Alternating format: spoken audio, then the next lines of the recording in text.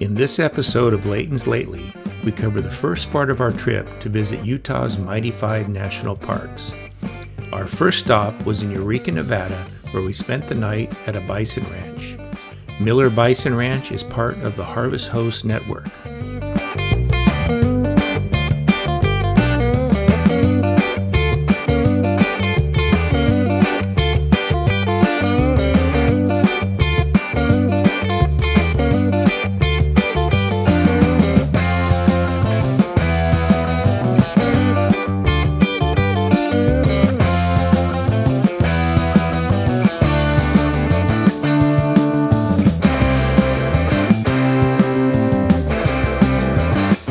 On day 2, we arrived at Zion National Park, where we set up camp for 4 nights at the Watchman Campground.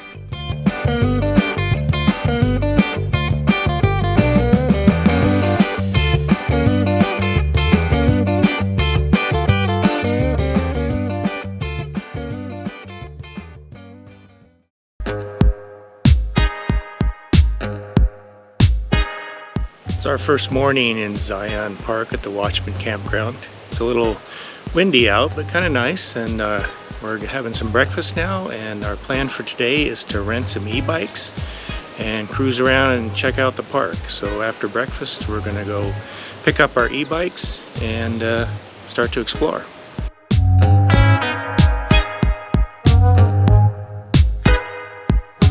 During the busy season, most of the canyon in the park is only accessible by using the park shuttle or by bike, so exploring by e-bike was a great way to get familiar with the area.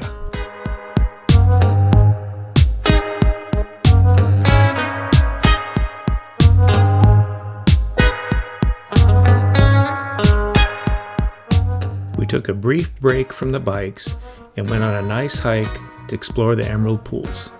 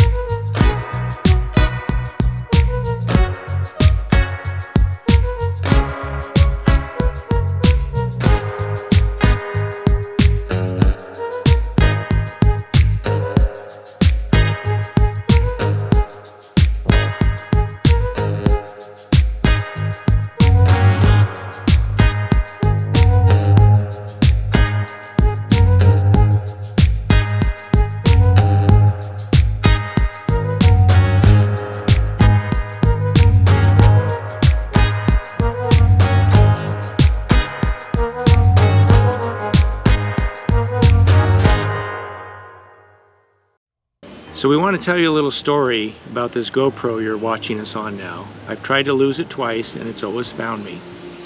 Yesterday we went on our e-bike ride through the park, stopped at some trailheads for some walks. At our last stop, we got on back on our e-bikes and rode. And we did notice a nice little family there, which will matter later. There was a nice family having a little snack right next to our bikes in the bike rack. We rode back the 4.5 or so miles to camp, and we're relaxing around camp when all of a sudden I realized I had left the GoPro camera at the bike rack at the trailhead. We quickly hopped on the bikes and Dave took off like, you know, crazy man. I tried to keep up. But before I got out of camp, all of a sudden I decided I probably should take my backpack, since if I find the camera, I would like to have something to put it in for the ride back. So we raced the 4.5 miles back up to that trailhead, got there, and no GoPro camera. So I said, let's go across the street and at least ask at the hotel. So went across the street, turned around, Dave was way behind me, got lost. Well, turned out his battery had died. So that added a whole new dimension. So we followed the instructions from the e-bike rental company, called them, which was difficult at the hotel because there was no cell service.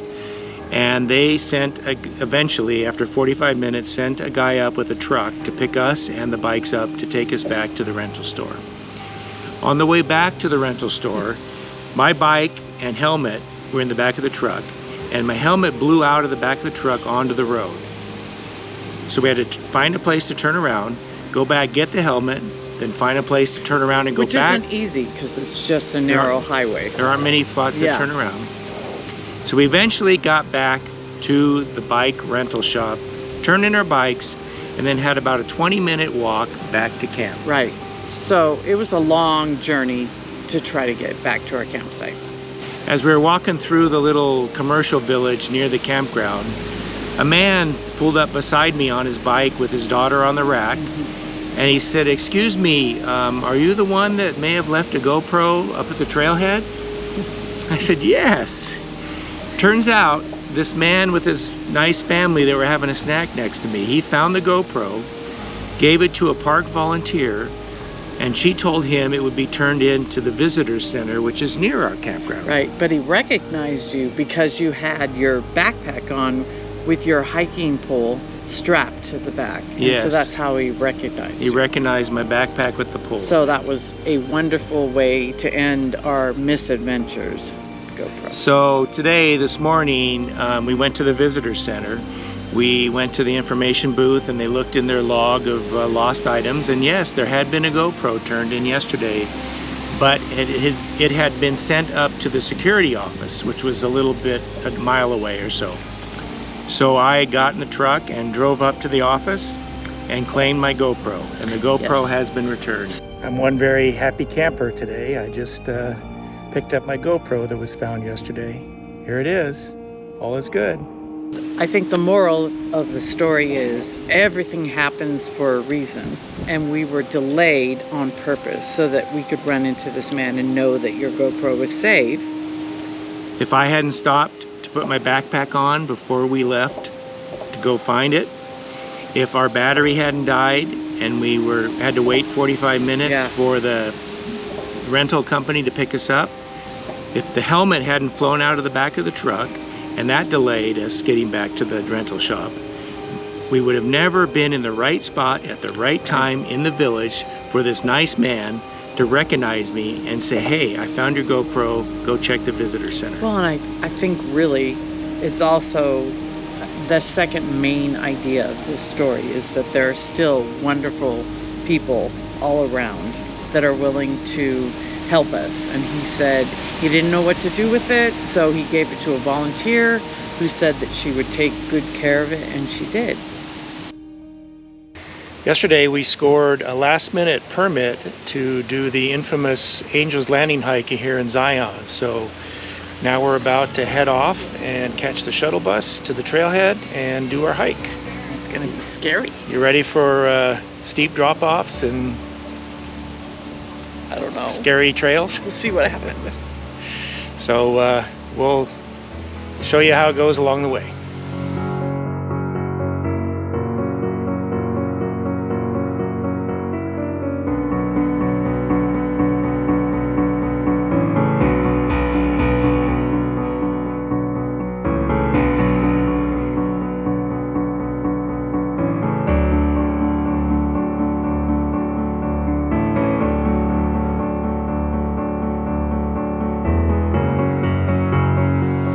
That's where we're planning to go up there. If all goes well, Angel's Landing.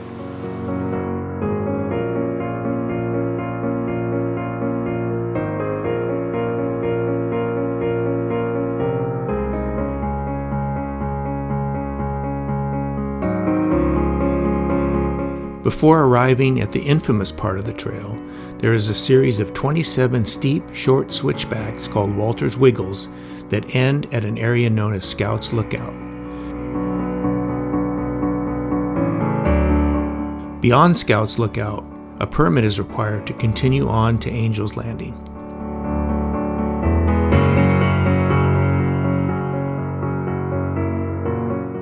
This time lapse gives you somewhat of an idea what it's like to ascend to Angel's Landing. The Angel's Landing Trail is often compared to the final climb to the top of Half Dome in Yosemite in terms of difficulty, danger, and scariness. Having now done both, we decided that the Half Dome climb is both more difficult and scarier.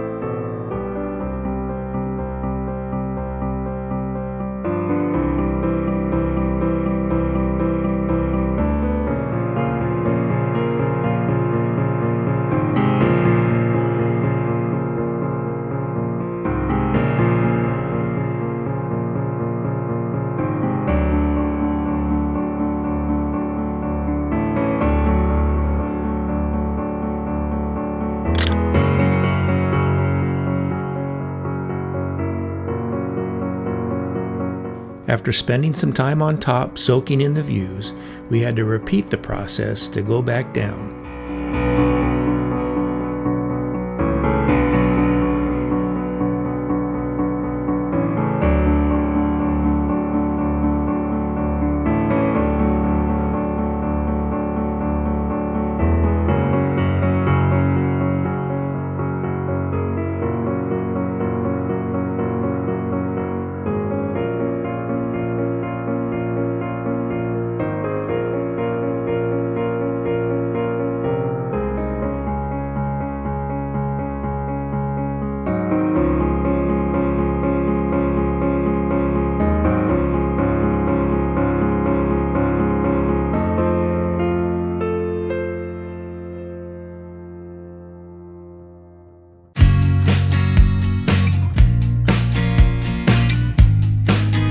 Today's our last day in Zion, and we're doing the Narrows.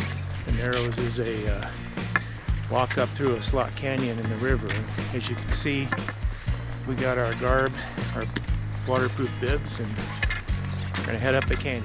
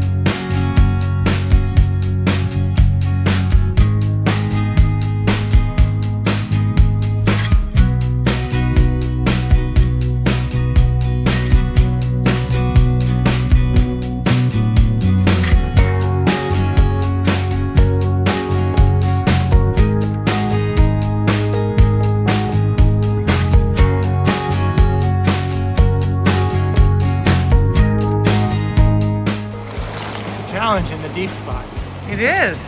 Current pushing against you as we try to go upstream. Current's pushing us downstream. It's a lot more work than I thought it was going to be. It is a lot of work.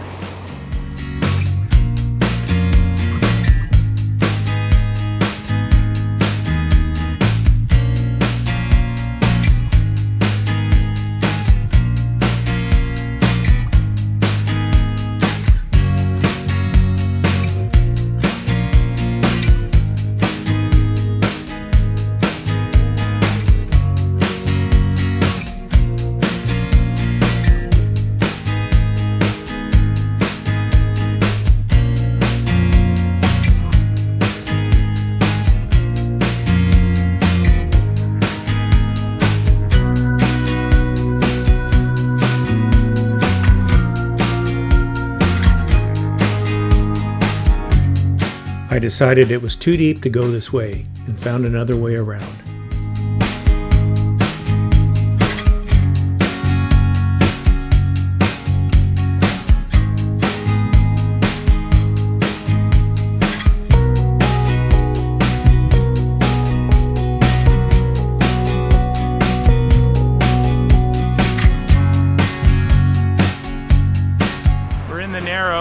In the section called Wall Street.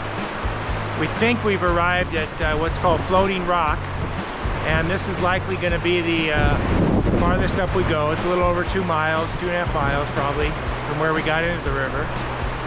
And so we don't wear ourselves out because we have to go back. We're going to take a little break here, a little snack, and head on down. But so far, it's been fun and we're staying dry. On the way back, we briefly explored a little side canyon.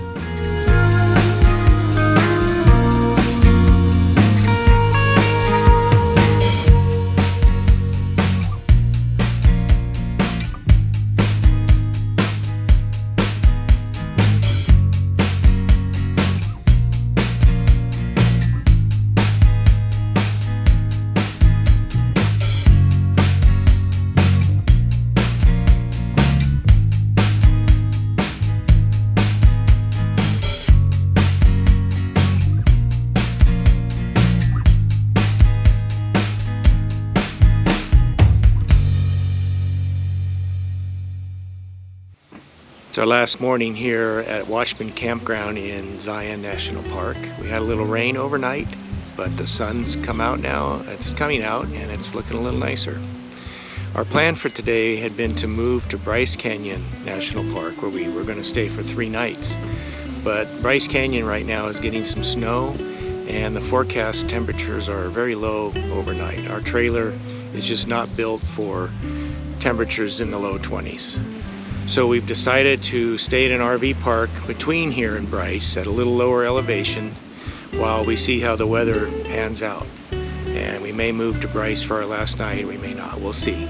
But we will take some day trips to Bryce and we'll still get to see the park, just maybe not as much time there as we had planned.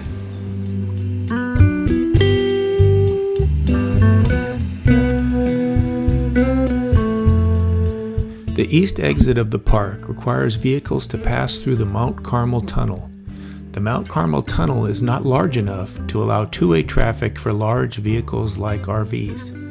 Traveling through the tunnel with a large vehicle requires the purchase of a permit, while the Park Service shuts the tunnel to two-way traffic, allowing us to drive down the middle of the roadway.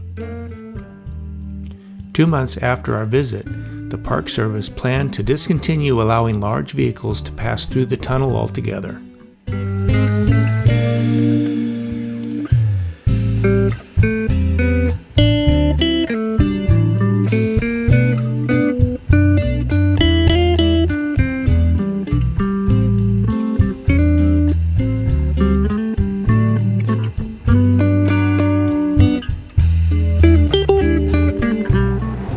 To our revised stop for tonight in Mount Carmel, Utah at the Thunderbird RV Park. It's actually kind of a nice little spot here, just a few sites, but the RV park is associated with the hotel across the street and we're able to use any of the hotel facilities. So right now we are doing some laundry over at the hotel and we might use the hot tub at the hotel. There's a restaurant here, gas station, and it'll be fine for a spot to stay for the next couple nights.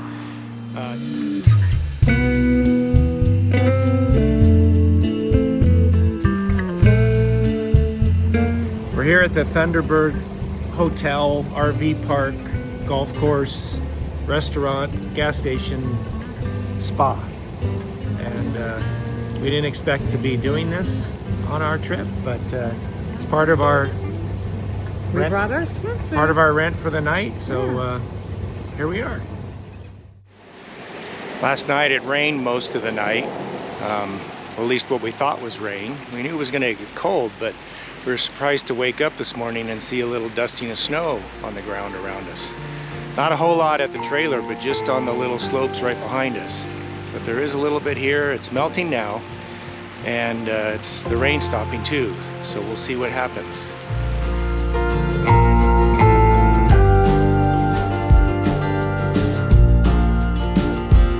On the 1-hour drive from our camp to Bryce Canyon, we encountered quite a bit of snow.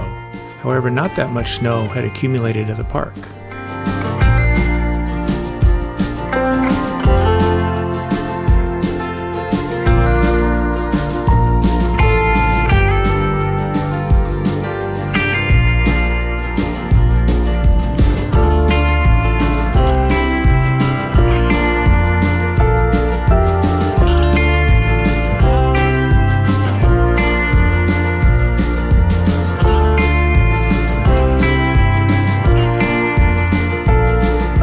We decided to try the Queen's Garden Peekaboo Loop. It was a beautiful figure-8 loop of about 6.5 miles, but it came with some significant elevation changes.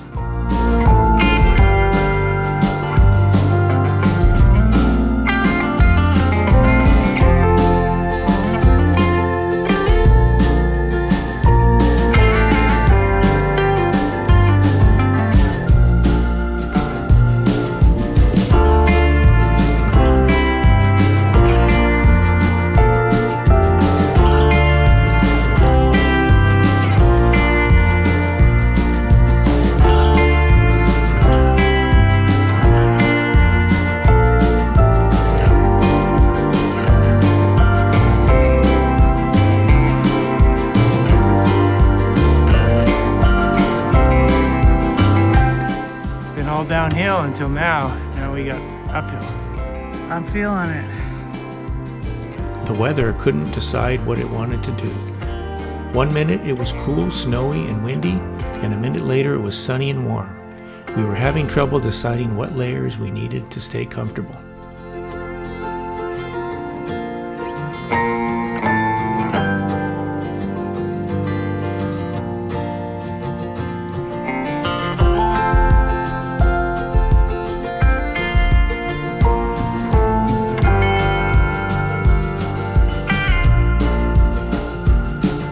The hike ended with a steep climb up switchbacks to the canyon rim.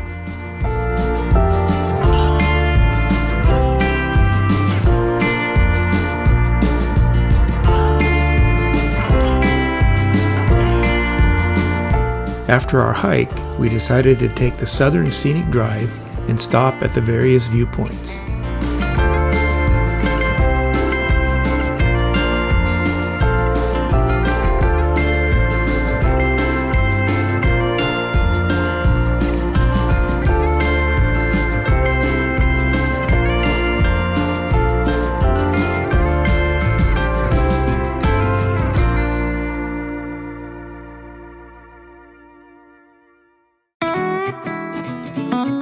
Eventually, the weather warmed a little bit and the snow melted, so we decided to pack up camp and spend one night at the campsite we had reserved in the park. The overnight low was forecast to be a balmy 28 degrees, and we thought we, and the trailer, could make it through okay. We were right. After we set up camp, we traveled 45 minutes outside the park to the Grand Staircase Escalante National Monument. Here we took a little hike in the Willis Creek Slot Canyon.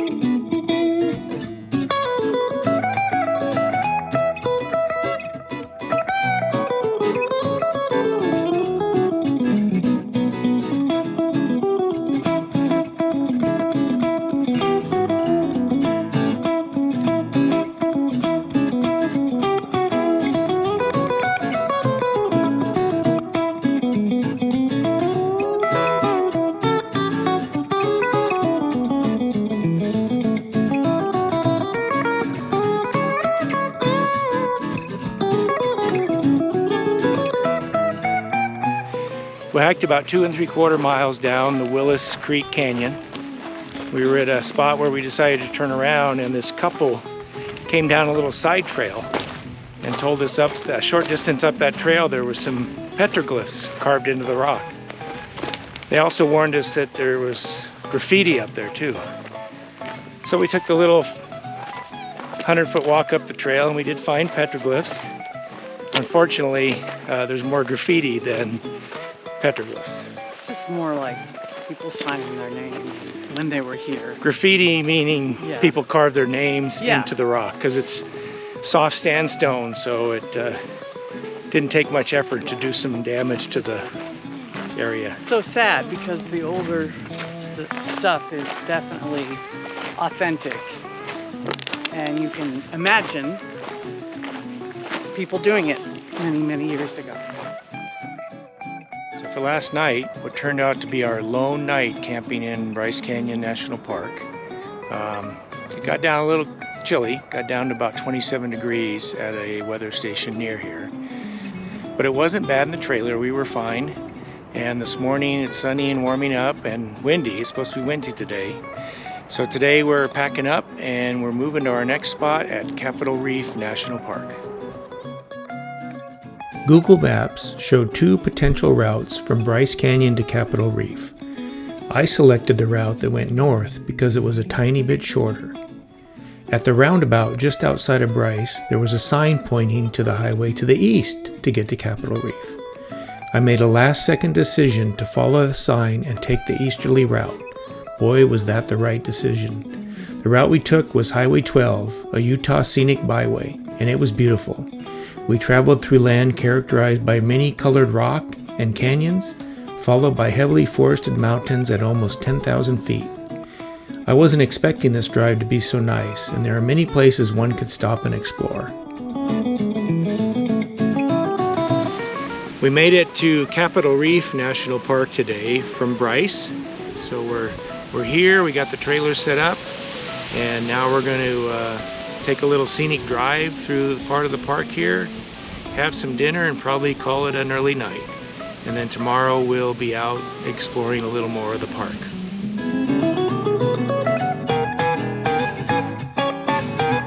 Capitol Reef is the lesser known of Utah's mighty 5 national parks, but we found it beautiful and very interesting. It was well worth the stop.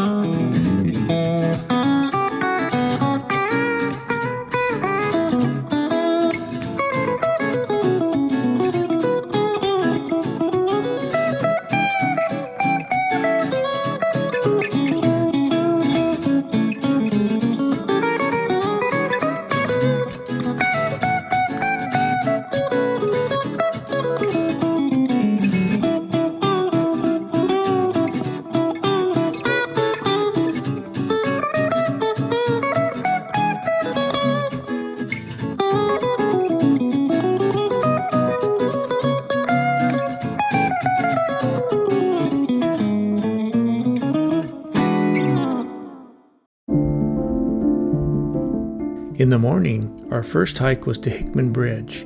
Hickman Bridge is a 125-foot tall natural bridge accessible by a short hike from the main road.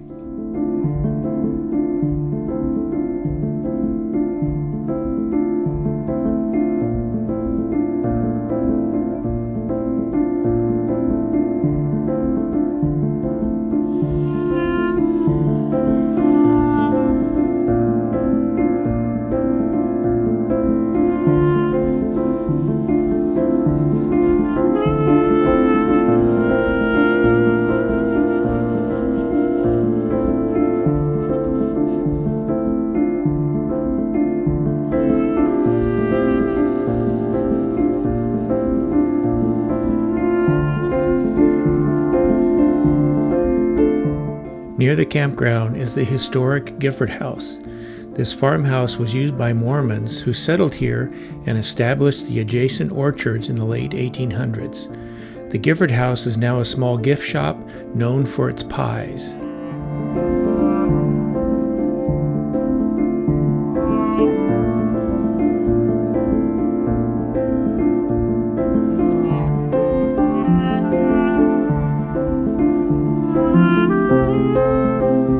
In the afternoon, we hiked to Cassidy Arch.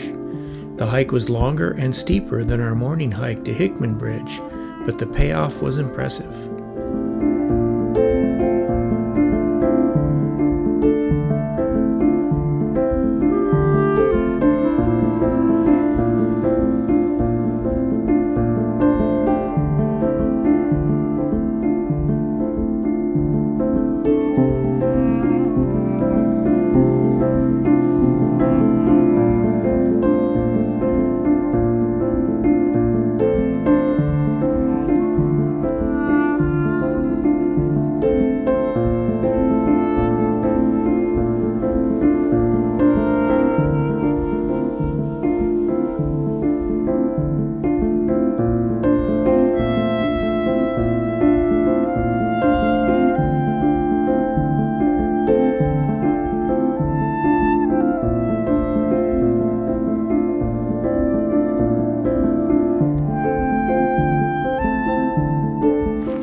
It's our last morning at Fruta Campground in Capitol Reef National Park. It's been a little cold at night.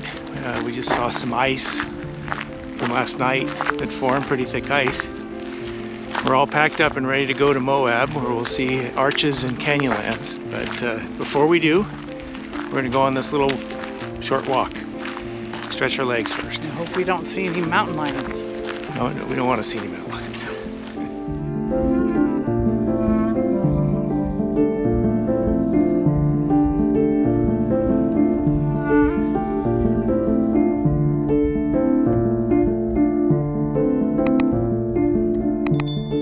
Check out our next episode as we continue our travels to Arches and Canyonlands National Parks.